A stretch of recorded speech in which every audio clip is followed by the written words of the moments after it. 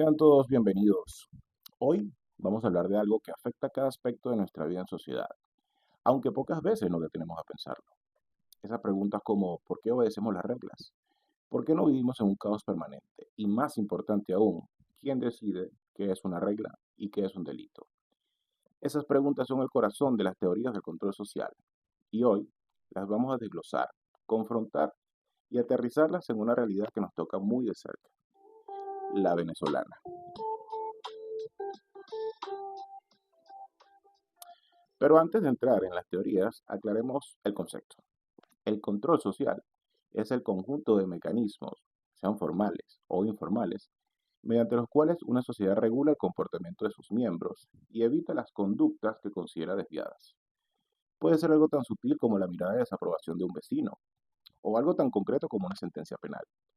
Desde la familia hasta el sistema de justicia, todo forma parte de ese entramado de control. Ahora bien, muchos académicos no logran ponerse de acuerdo en cómo funciona ese control y tampoco para quién. Y ahí es donde entran dos grandes corrientes enfrentadas, la teoría del consenso y la teoría del conflicto. La primera visión es la del consenso.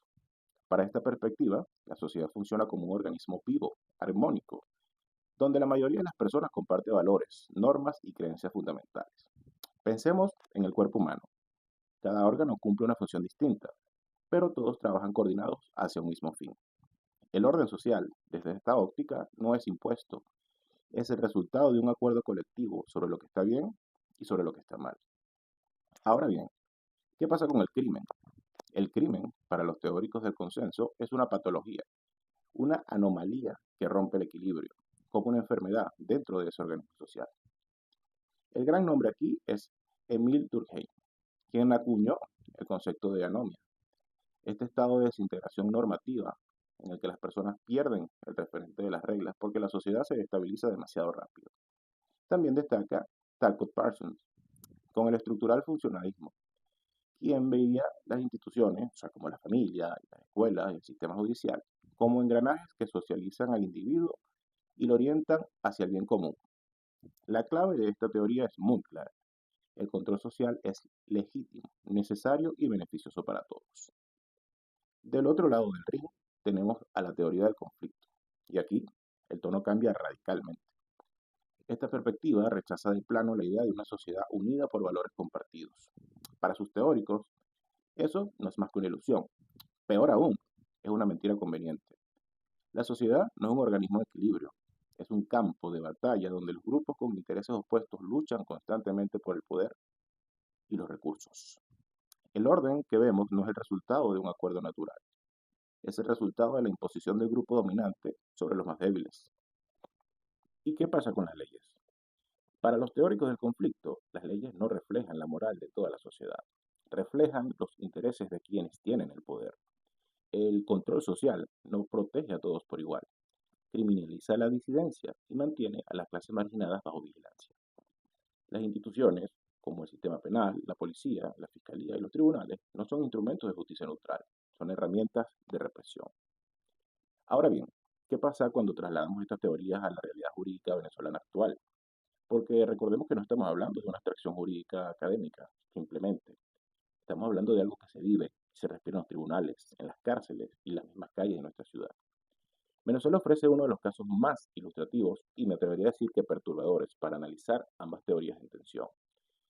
Desde la teoría del consenso, el Estado venezolano ha construido un discurso normativo muy poderoso. La Constitución de 1999 es considerada como una de las más garantistas de América Latina y hasta del mundo. Reconoce derechos fundamentales amplísimos, establece el debido proceso, la presunción de inocencia, el control judicial de las detenciones. El relato oficial es que el sistema penal existe para proteger a la sociedad y garantizar la paz social. Pero eso, en papel, es la visión consensualista funcionando como está establecido. Pero cuando miramos en la práctica, y aquí entra la teoría del conflicto con toda su fuerza, el panorama es diferente. Organismos internacionales de derechos humanos, incluyendo la propia ONU, han documentado el uso sistemático del sistema penal como instrumento de persecución política. Figuras como el desacato, la legitimación de capitales o delitos previstos en la ley contra el odio han sido aplicados de manera selectiva a un grupo opositor. periodistas, sindicalistas y defensores de los derechos humanos. Esto es exactamente lo que Richard Queeny describía. Las categorías penales no son neutrales. Quién queda dentro y quién queda fuera del alcance del sistema penal no depende únicamente de la conducta desplegada, sino de la posición que esta persona ocupa frente al poder. Pero esto no significa que todos los operadores del sistema actúen de mala fe, ni que no existan jueces que intenten honrar el mandato constitucional. Pero lamentablemente, el patrón estructural es difícil de ignorar desde una lectura crítica. Entonces, ¿cuál de las dos teorías tiene razón? ¿Es acaso el control social un mecanismo de coerción legítimo? ¿O se trata de un instrumento de dominación? La respuesta honesta es, depende del sistema, depende del momento y depende de quién está mirando. Lo más valioso de estudiar ambas corrientes no es elegir un bando, sino desarrollar la capacidad crítica para leer la realidad jurídica con más profundidad. Porque cuando un abogado, un juez, un fiscal o un ciudadano común entiende desde qué lugar opera el sistema penal, entonces puede actuar con más conciencia dentro de él o incluso cuestionarlo cuando haga falta. De esta forma despedimos este primer episodio, esperando contar con invitados de primer nivel para los siguientes. Doctor Mancebo, desde este humilde espacio le hacemos extensiva una cordial invitación.